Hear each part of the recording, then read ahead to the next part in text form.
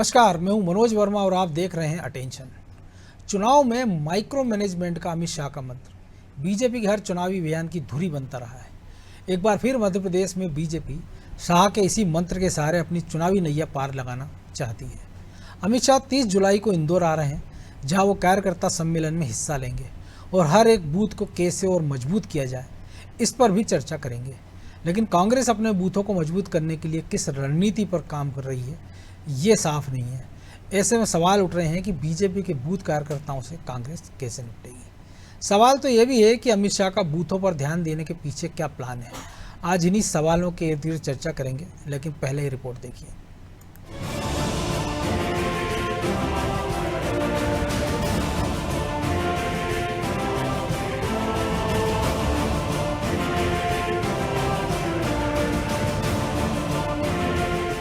Booth पर BJP का ध्यान, अमित शाह ने बनाया प्लान। बूथ को और मजबूत करेगी भाजपा। शाह की बूथ कार्यकर्ताओं से चर्चा होगी। एमपी बीजेपी के लिए चुनावी रोड मैप तैयार कर रहे केंद्रीय गृह मंत्री का फोकस अब बूथ मैनेजमेंट पर है। लिहाजा अमित शाह 30 जुलाई को इंदौर में बूथ कार्यकर्ता सम्मेलन में हिस्सा लेने आ रहे हैं, जहां वो बूथ कार्यकर्ताओं को संबोधित भी करेंगे। अमित शाह से पहले पीएम मोदी ने राजधानी भोपाल से मेरा बूथ सबसे मजबूत अभियान की शुरुआत की थी। जाहिर है कि बीजेपी इस बार बूथ स्तर पर 51% वोट हासिल करने का लक्ष्य लेकर आगे बढ़ रही है। इसी के मद्देनजर बीजेपी ने बूथों पर फिर से फोकस करना शुरू कर दिया है। भाजपा की माने तो बूथ को मजबूत कर वो इस बार भी सत्ता में आएगी। देखिए, भारतीय जनता पार्टी एक संगठन आधारित दल है। हमारे यहाँ पर संगठन की गतिविधियां लगातार चलती रहती हैं। अब चूंकि चुनाव है मध्य प्रदेश में, तो इसलिए यह सभी गतिविधियां और भी ज्यादा तीव्र गति के साथ चल रही हैं। माननीय अमित शाह जी का एक लंबा अनुभव रहा है, उनका अपना सांगठनिक कौशल है और हमें समय समय पर मार्गदर्शित करने के लिए चुनावी वर्ष में लगातार वह मार्गदर्शन दे रहे हैं और उसी सिलसिले में उनका आना जाना हो रहा है। बीजेपी का बूथों पर शुरू से ही फोकस रहा। निचले स्तर पर बीजेपी की चुनावी रणनीति कितनी मजबूत है, इसका अंदाजा उसके पन्ना प्रमुखों से लेकर बूथ समितियों से लगाया जा सकता है। वही शाह के इंदौर आने को लेकर सियासत तेज है। कांग्रेस बार बार शाह के मध्य प्रदेश आने पर सवाल उठा रही है, लेकिन कांग्रेस ने अपने माइक्रो मैनेजमेंट को लेकर क्या प्लान तैयार किया, ये साफ नहीं हो पा रहा। आज हमारे 63,000 जो पोलिंग एजेंट हैं वो तैयार हैं। हमारे मंडलम, सेक्टर, बूथ, ब्लॉक सब तैयार है और एक तरफ भारतीय जनता पार्टी अब तैयारी की बात कर रही है। तो कहीं ना कहीं भारतीय जनता पार्टी की कथनी और करनी क्या है ये जनता भी जान चुकी है। और आज एक आम जो कार्यकर्ता था भारतीय जनता पार्टी से नाराज भाजपा, महाराज भाजपा, शिवराज भाजपा और बीमार भाजपा के रूप में बढ़ चुका है। तो आज कार्यकर्ता कैडर जो बोलते थे वो खत्म हो चुका है। कांग्रेस के आरोप अपनी जगह है, लेकिन बीजेपी ने चुनाव जीतने के लिए माइक्रो मैनेजमेंट पर फोकस किया। राजनीतिक विश्लेषकों का मानना है कि बीजेपी की चुनावी सफलता के लिए पार्टी के इसी माइक्रो मैनेजमेंट को श्रेय दिया जाता है। पार्टी का पूरा फोकस सीट जीतने की जगह बूथ जीतने पर रहता है। पार्टी ये जानती है कि अगर उसने बूथ लेवल पर विरोधी को पटकनी दे दी तो सीट जीतने की राह आसान हो जाएगी और शाह इसी माइक्रो मैनेजमेंट को मध्य प्रदेश में और मजबूत करने में जुटे हैं। हालांकि कांग्रेस बीजेपी के इस माइक्रो मैनेजमेंट को कैसे टक्कर दे पाएगी, ये इस साल के अंत तक साफ हो जाएगा। ब्यूरो रिपोर्ट, अनादि टीवी।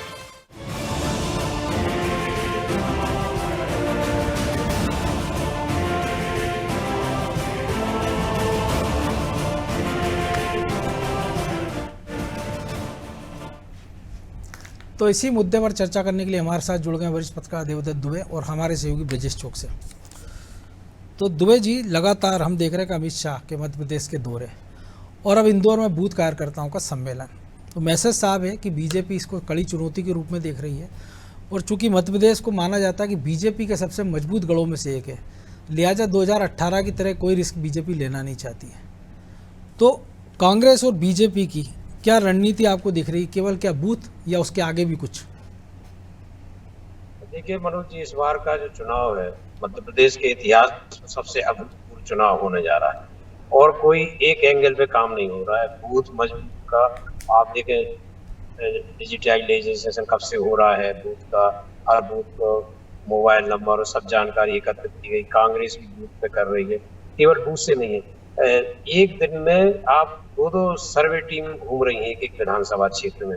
क्योंकि पिछला जो 2018 का परिणाम है, नगरीय निकाय चुनाव के परिणाम, पंचायती राज चुनाव के परिणाम, या फिर देश के स्तर पर देखें तो हिमाचल प्रदेश और कर्नाटक, इन सब चीजों से और जो फीडबैक तो ले ही रहे हैं लगातार, उससे बीजेपी किसी प्रकार की रिस्क नहीं लेना चाहती। और आप देखेंगे कि भाजपा के जो सबसे बड़े रणनीतिकार हैं अमित शाह जी, वो फोकस बना लिया है उन्होंने मध्य प्रदेश में। और केवल ये विधानसभा की बात नहीं है, उनकी तैयारी लोकसभा की भी है। आपने देखा वो उन्होंने छिंदवाड़ा के खुद वो हाथ में ली है कमान, क्योंकि पिछली बार 28 सीटें जीती थी भाजपा ने, 29वीं छिंदवाड़ा की रह गई, तो इस बार उन्होंने कमान ली है। लेकिन कई बार कितना मैनेजमेंट आप करोगे, जैसे जब कर्नाटक का बताते हैं लोग कि 30-35 सीटें सर्वे में आ रही थी, जब मोदी और शाह ने धुआंधार रैली और सब जमावट दौरे किए तो 65 तक ले गए। अभी मतलब इसमें स्थिति ये है कि 90 के आसपास, 95 के पास दोनों दलों के जो सर्वे रिपोर्ट जो बताते हैं, तो 20, 30, 35 सीट बढ़ाने के लिए जो कवायद चल रही है, उसके लिए देखें आपकी इतना व्यस्ततम कार्यक्रम छोड़कर जब लोकसभा में अविश्वास की कहीं चर्चा चल रही, कहीं कुछ बहुत गर्मा गर्म है मणिपुर वाले मुद्दे पे, इस पर भी अमित शाह जिस तरह से भोपाल आ रहे हैं और इंदौर जा रहे कार्यकर्ताओं से बात करेंगे, तो ये आप समझ जाइए इसी से गंभीरता। और उधर देखिए आप प्रियंका, राहुल गांधी और कमलनाथ की, दिग्विजय सिंह लगातार एक तरह से दौरे पकड़ जो भी है कार्यक्रम कर रहे हैं, और दोनों के रणनीतिकारों की टीम, ये तो हमें आपको दिख रहे हैं बिल्कुल पर्दे के पीछे टीम काम कर रही है, जो सोशल मीडिया पर वीडियो बन रहे हैं, बयान आ रहे हैं। अभी ये बहुत मारक क्षमता है इसकी, और ज्यादा दिखाई देगी सोशल मीडिया पर, प्रिंट मीडिया पर कितने स्तर पर काम हो रहा है। तो वो कहते हैं ना कि जमीन और आसमान दोनों जगह लड़ाई होना है। तो ये इससे समझ लीजिए आपके कितना ये महत्वपूर्ण चुनाव, क्योंकि इसके बाद ही फिर लोकसभा के चुनाव है। तो चिंता स्वाभाविक है राष्ट्रीय नेतृत्व की, लोकसभा में वो किसी तरह की कमी इधर उत्तर भारत के किसी भी राज्य से नहीं रहना देना चाहेंगे। जिस तरह से पहली बार विपक्ष 10 सालों के बाद अब एकजुट हुआ है और लगातार मीटिंग कर रहा है, तो दक्षिण भारत में कड़ी चुनौती भाजपा को मिलने वाली है ही पहले ही से है। लेकिन उत्तर भारत में जिस तरह से आप देखेंगे कि कितना जीतोगे आप, जैसे 29 में से 28 सीटें जीती थी, यदि तो फिर वो दिक्कत वाली बात होगी। इसलिए अपने परफॉर्मेंस को उत्तर भारत में बरकरार रखने, और इसके लिए मध्य प्रदेश जीतना बहुत जरूरी है। 2018 की तरह कोई रिस्क नहीं लेना चाहते दोनों दल, इसलिए एक कवायद हो रही है। और आप देखेंगे कि पिछले एक हफ्ते में जो हुआ है, इससे गति पकड़ेगी, रफ्तार पकड़ेगी, और किसी प्रकार की किसी को राहत नहीं मिलेगी। इस बार आप सिफारिश पर कोई टिकट नहीं मिलेगा, परफॉर्मेंस रहेगा। तो ब्रजेश जी, हम देख रहे हैं कि तीसरा दौरा 15 दिन के अंदर, वो लगभग 5 साल के अंतराल के बाद प्रेस कॉन्फ्रेंस की तैयारी है। तो जाहिर सी बात है कि कोई जनरल मुद्दों पर अमित शाह प्रेस कॉन्फ्रेंस भोपाल में नहीं करेंगे, ना कोई नेशनल इशू होगा। जो भी इशू होगा वो मध्य प्रदेश से जुड़ा होगा, कोई एक ऐसा नैरेटिव गढ़ने का प्रयास होगा चुनाव के लिए। एक तो उसकी भी तैयारी, तो वो नैरेटिव क्या क्या हो सकते हैं। दूसरा, बूथ कार्यकर्ता की हम बात कर रहे हैं, क्योंकि बीजेपी का जो टारगेट है वो यही है कि हर बूथ पे 51% वोट, यानी अपराजय हो जाए वो।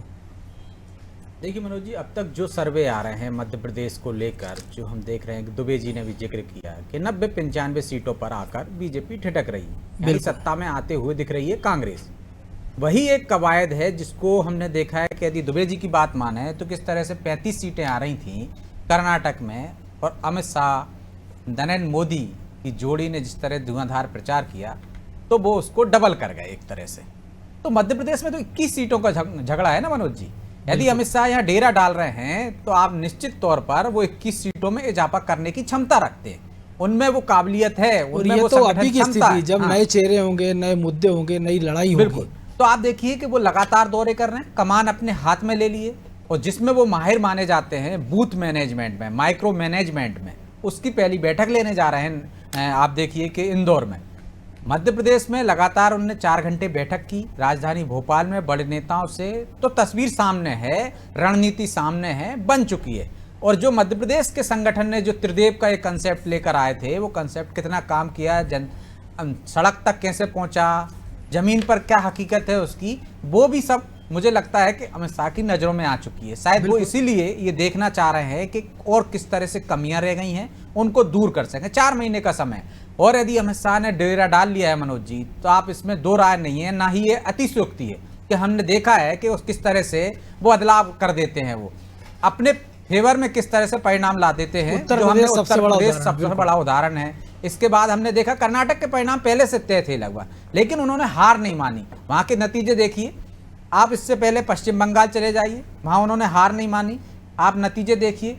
वो जो जिस तरह से आक्रामक तेवर से मैदान में उतरते हैं, पूरी बीजेपी जिस तरह से रणनीति बना के चलती है। और ये भी नहीं भूलना चाहिए कि 2018 और 2023 में बहुत अंतर है मनोज। 2018 में जिस तरह की लापरवाहियां बीजेपी ने की थी, जो गलतियां की थी, उससे सबक ले चुकी है वो। आप देखिए कि 2018 में सबसे बड़ा फैक्टर क्या था? 2018 में सबसे बड़ा फैक्टर था कर्ज माफी का, और यही बीजेपी सरकार थी, यही शिवराज सरकार थी जब कांग्रेस ने कर्ज माफी का वादा किया था, लेकिन उन्होंने वादा नहीं किया कर्ज माफी का, ना ही उसका तोड़ निकाला। उन्होंने कहा जनता के बीच में हम काम की बदौलत जाएंगे और हमें काम के आधार पर लोग वोट देंगे। आप देखिए वोट प्रतिशत में कोई अंतर नहीं आया, कुछ सीटों से वो पीछे रह गए। लेकिन अब वो ये नहीं देख रहे हैं, वो देख रहे हैं कि यदि 1500 रुपये नारी सम्मान योजना के तहत कांग्रेस देने का वादा कर रही है तो वो देना शुरू कर रहे हैं। उनके जितने मुद्दे हैं, जो गारंटियां हैं, उन गारंटियों का तोड़ निकाल रहे हैं। एक अलग चीज हो गई, जो आदिवासी बेल्टों में उनको नुकसान हुआ था, उस नुकसान की भरपाई के लिए देखिए आप पिछले 4 साल से लगातार जतन किए जा रहे हैं। 15 माह का कार्यकाल छोड़ दीजिए आप, उसके बाद किसानों के बीच, किसानों से जो नाराजगी वही हो या जो कर्ज माफी की वजह से कांग्रेस के पाले में गए हो, उनको साधने के लिए क्या मध्य प्रदेश सरकार ने नहीं किया? 6000 रुपये सीधे कर दिए, बाकी के बेनिफिट भी उनको दे रहे हैं। तो आप देखिए जो वोट बैंक खिसका था उसको वापस हासिल करने के लिए सारे जतन किए जा रहे हैं। तो मुझे नहीं लगता है कि वो, हाँ दिलचस्प मुकाबला हो सकता है कि वो 2018 से तुलना कर रहे हैं, लेकिन 2023 में बहुत कुछ बदल चुका है। लोगों में नाराजगी है, उसको कितना अपने फेवर में ले सकती है कांग्रेस, उनकी नाराजगियों को कितना भड़का सकती है। सिर्फ ट्विटर से, बयानबाजी से नहीं होगा, उसके लिए सड़क पर उतरना पड़ेगा, उसके लिए वैसा ही मैनेजमेंट करना पड़ेगा, वैसे ही बूथ स्तर पर मजबूत होना पड़ेगा जिस तरह से बीजेपी है। लेकिन ऐसा कांग्रेस कहती है, मंडलम सेक्टर की बात करती है, लेकिन धरातल पे वैसा दिखता नहीं है मनोज जी। यदि वो उसको से लड़ने के लिए, यदि किसी के सामने सेना बहुत भारी बलशाली सेना है या संख्या जिसकी ज्यादा है, आप कुछ लोगों को लेकर उससे मुकाबला नहीं कर सकते हो, तो उसके लिए उस जैसे आपको ताकतवर बनना पड़ेगा, एक तो संगठन के नाम पर। फिर आपके पास चेहरा कौन है? जो आपका सबसे बड़ा लोकप्रिय चेहरा था या जो लोगों को प्रभावित कर सकता था, वो बीजेपी के खेमे में आ गए। अब आप देखिए कि कांग्रेस का हर नेता कहता है कि बीजेपी की हालात है, महाराज भाजपा, नाराज भाजपा, शिवराज भाजपा, लेकिन गुटबाजी कहीं दिख रही है क्या? जो विवाद आए हैं, अमित शाह ने यदि नेतृत्व संभाल लिया है तो उसके बाद आप देखिए कि जो गुटबाजी थोड़ी सबको मौका दे रहे हैं, सबको जिम्मेदारी मिल रही है, हो जाएंगी। बिल्कुल जो गुटबाजी की संभावना। तो दुबे जी, मंडलम सेक्टर की बात कांग्रेस जरूर कर रही है, दीपक बावरिया का फार्मूला था, लेकिन जिस प्रकार से हम देख रहे हैं 3-3 केंद्रीय मंत्री मध्य प्रदेश में डेरा डाले, चौथे अमित शाह खुद हैं, फिर शिवराज सिंह वीडी शर्मा की जोड़ी है। कांग्रेस में हम देखें कि कमलनाथ, दिग्विजय सिंह, जयप्रकाश को आधे कार्यकर्ता नहीं जानते या कार्यकर्ताओं को वो नहीं जानते होंगे, क्योंकि पदाधिकारियों की लंबी फौज है कांग्रेस में। कोई ये देखने वाला नहीं है कि नीचे ज़मीन के स्तर पर क्या काम हो रहा है। जिन 66 सीटों का जिम्मेदारी दिग्विजय सिंह को मिली थी, वो खुद मान चुके हैं उनमें से 60 बहुत कठिन है। तो इन मौजूदा परिस्थितियों में अगर बीजेपी बूथ पे अगर मैनेजमेंट कर लेती, जैसे हमने गुजरात में देखा है कि 85% सीटें जीत ली थी, तो अबे भले कांटे का मुकाबला दिख रहा हो, लेकिन अगर ये जो बूथ, एक एक बूथ जीतने की रणनीति बीजेपी काम कर रही है, तो शायद कांग्रेस के लिए बहुत आने वाला समय संकट भरा हो सकता है। देखिए, जब तक अमित शाह फोकस बनाए हुए हैं कुछ भी हो सकता है, क्योंकि वो नब्ज जानते हैं, राजनीति की नब्ज उनको जो समझ है, वो ऐसे ही गुजरात और देश में शून्य से शिखर पर नहीं पहुंचे हैं। आप देखें, उन्होंने ये नब्ज समझ ली कि 2018 में क्यों हारे। यदि 8 विधायक और जीत जाते, यदि कुसमरिया और ये सरताज सिंह, संजय शर्मा, धीरज पटेरिया, यदि ये 8-10 लोग ही इन्हीं को नाराज को मना लेते तो 18 में सरकार बन जाती। तो उन्होंने जो अभी मंत्र दिए पिछले हफ्ते, जिस पे काम कर रही पार्टी, एक तो नाराज लोगों को मना लो। मनोज जी, चुनौती कांग्रेस से ज्यादा भाजपा को, भाजपा की चुनौती है इस बार। बिल्कुल, वो कहते हैं कि भाजपा को भाजपा ही हरा सकती है, कैलाश विजयवर्गीय भी कह चुके हैं। बिल्कुल, 18 में भी भाजपा को भाजपा की चुनौती, और ये होता ही है। लगातार सत्ता में रहने के बाद दमखम किसके पास है? भाजपा के पास है। और आज फौज किसकी? आप किसी चीज को बढ़ा लो, परिवार जितना बड़ा होता है, फिर खटपट होना शुरू हो जाती है। तो आप देश की सबसे बड़ी या विश्व की सबसे बड़ी पार्टी होने का जब दावा करते हैं तो उनको संभालना ही मुश्किल हो जाता है। खटपट तो जो मियाँ बीवी रहते हैं उनमें भी हो जाती है। बिल्कुल, तो ये तो फिर इतना बड़ा बढ़ता परिवार है और फिर सबकी अपेक्षा है। आप लगातार सत्ता में, तो अमित शाह ने वो नब्ज टटोल ली है, और अभी जो काम पूरा हो रहा है उसी पे हो रहा है, नाराज नेताओं को मनाने का। और आप जानते हैं कि अमित शाह की जो धमक है पार्टी के अंदर, जिसको इशारा कर देंगे कि फिर किसकी हिम्मत है कि वो आवाज उठा सके, क्योंकि हमने तो हिमाचल चुनाव में देखा है कि प्रधानमंत्री ने खुद फोन लगाए नाराज नेताओं को, बिल्कुल, जो और किसी पार्टी में हम देख नहीं सकते हैं। इसलिए भी है इनकी रुतबा पार्टी में, या इसलिए भी सब मानते हैं यही जोड़ी है जो पार्टी को केंद्र में और अपने दम पे बहुमत में ले आई। अन्यथा पीएम इन मीटिंग आडवाणी, कितनी रथ यात्राएं निकाली, कितना कुछ हुआ, सब पीछे पूरी पार्टी लगी रही, राम मुद्दा भी गर्म था, लेकिन कहाँ सत्ता में आ पा रहे थे। ये जो तोड़ फोड़ और मैनेजमेंट और मुद्दों की, और जिस तरह से ज्वलंत मुद्दे जो हिंदुत्व के या संघ के वर्षों पुराने सपने रहे हैं, चाहे वो 370 हो, चाहे वो वाला मामला हो, राम मंदिर है, 370 है, कॉमन सिविल कोड है, तलाक हो, बहुत सारे मुद्दे हैं जिनको इन्हें हल किया है। तो उम्मीदें भी इन्हीं से, नाराजगी भी इन्हीं से है, उम्मीदें भी इन्हीं से है। और नाराजगी मोदी साहब से नहीं है, स्थानीय स्तर पर नेताओं से, कोई विधायक से नाराज है, कोई संगठन पदाधिकारी से, कोई मंत्री से। और जो आपस में जो कई जगह आप देखें मंत्री आपस में लड़ रहे हैं, कई विधायक, कई संगठन और विधायक लड़ रहे हैं, तो इन सबको वो ठीक कर लेंगे तो मुझे लगता है कि फिर राह थोड़ी आसान हो जाएगी। बिल्कुल, और तो उसी पे वो काम कर रहे हैं। ब्रजेश जी, एक और चीज़ हम देख रहे हैं कि दलितों पर फोकस है कि नरेंद्र मोदी आ रहे हैं, उद्घाटन होना सागर में रविदास मंदिर का, आदिवासियों की यात्रा निकल रही है, लेकिन इस बीच जो ब्राह्मणों की नाराजगी की खबरें आ रही है और इंदौर में जाना पाओ जाने का प्लान है अमित शाह का, उसमें भी एक मैसेज छिपा है। निश्चित तौर पर मनोज जी, इस बार जो भी वर्ग नाराज होगा, चाहे जाति नाराज होगी, उसको साधने का पूरा जतन किया जाएगा। आप देखिए कि उसका जतन किया जाएगा नहीं, मतलब शुरुआत हो गई है। जो लोग नाराज हैं पार्टी से, जो छोड़ कर चले गए थे, उनको साथ लाने के साथ साथ आप देखिए जो जनाधार वाले नेता हैं उन पर पहले से ही बीजेपी की नज़र है, और खासकर रणनीति का हिस्सा है उनकी, कि जो जनाधार वाले नेता हैं, जनता से जुड़े नेता हैं, जमीनी नेता हैं, चाहे वो किसी भी दल में हो, उनको भी साथ लाने का जतन किया जा सकता है। तो आप देखिए कि बड़ी संख्या में ये भी होगा बदलाव इन 4 महीनों में। आप देखेंगे कि बड़ी संख्या में ऐसे नेता आएंगे जो दूसरे दलों में हैं लेकिन उपेक्षित हैं या किसी वजह से संतुष्ट नहीं है, वो आपको बीजेपी में आते दिखेंगे। ये रणनीति का एक हिस्सा है। और इसके साथ साथ जो अपने नाराज लोग हैं, आप देखिए जो नाराज थे पिछली बार, घर बैठ गए थे या बागी हो गए थे, जिनके ऊपर कार्रवाई हो गई थी, उनको वापसी लाने का जतन किया गया और वापसी की शुरुआत हो गई। चाहे हम वो धीरज पटेरिया की बात कर लें, चाहे अन्य नेताओं की, सिद्धार्थ मलैया की बात कर लें, तो आप देखिए यदि कोई वर्ग नाराज है, क्योंकि आप देखिए कि 2018 में एक डायलॉग की वजह से एक क्षेत्र में नुकसान हो गया था। बिल्कुल, एक वर्ग को साधने की वजह से दूसरा वर्ग या दूसरी जाति नाराज हो गई थी। इस बार ऐसा नहीं होगा। यदि आप देखिए लोधी नाराज हो रहे थे तो किस तरह से मनाने की कार्रवाई की गई, किस तरह से पहले कार्रवाई की गई थी उस समाज के एक नेता पे, फिर उसको वापस लिया गया। तो आप देखिए किसी वर्ग को नाराज करने की कोशिश नहीं होगी, हर वर्ग को साधने की कोशिश होगी। ये कोशिश हम कांग्रेस में भी देख रहे हैं। जातियों के सम्मेलन कर रहे हैं, वो वर्गों के पिछड़ा वर्ग का सम्मेलन कर रहे हैं, धार्मिक प्रकोष्ठ बना दिया उनने, उसकी बैठक कर रहे हैं, हर जाति वर्ग को साधने की वो भी कोशिश कर रहे हैं। और इसी तरह से कोशिशें हम बीजेपी में भी देख रहे हैं। तो यदि किसी वजह से नाराजगी रहेगी, वैसे भी कहा जाता है कि ब्राह्मण बढ़िए बीजेपी के कोर वोट बैंक है, और उनके नेता तो कहते हैं कि वो जेब में है दोनों। बिल्कुल, तो आप सोचिए कि उनको नाराज कौन करेगा। जब बीडी शर्मा ब्राह्मण नेता हैं, बाकी के ब्राह्मण नेता हैं, तो मुझे लगता है कि जो बड़े नेता हैं, जितनी तवज्जो बीजेपी में ब्राह्मण नेताओं को मिलती है, मुझे कांग्रेस में मिलते नहीं दिखती है। तो मुझे लगता है कि वहाँ भी वो उसको साधने में जतन कर लेंगे। बिल्कुल, तो उम्मीद तो बीजेपी को ही बड़ी है। और राजनीतिक क्षेत्र में अब चूंकि हम देख रहे हैं कि अमित शाह अगर डेरा डाले मध्य प्रदेश में, तो कांग्रेस की धड़कनें भी बड़ी होंगी और भाजपा की धड़कनें भी बड़ी होंगी। लेकिन फिलहाल अब समय की कमी है, इसलिए चर्चा को विराम देना होगा। बहुत धन्यवाद दुबे जी आपका। तो निश्चित तौर पर अमित शाह अगर लगातार मध्य प्रदेश के दौरे पर हैं, तो या तो उनके पास ऐसा फुल प्रूफ मेगा बड़ा प्लान होगा बीजेपी को लेकर, या बीजेपी को लेकर उनके पास अंदर खाने ऐसी खबरें होंगी, ऐसी सूचनाएं होंगी कि जिसको वो निपटाना चाहते हैं कि चुनाव के दौरान कोई अपरिस्थिति का सामना ना करना पड़े। और पार्टी जब चुनाव में जाए तो पूरी पार्टी एकजुट नजर आए। अब अमित शाह के पिटारे से क्या क्या तीर निकलते हैं, इसके लिए थोड़ा सा इंतजार करना होगा। अटेंशन में आज इतना ही, मुझे दीजिए इजाज़त और आप देखते रहिए अनादि टीवी। नमस्कार।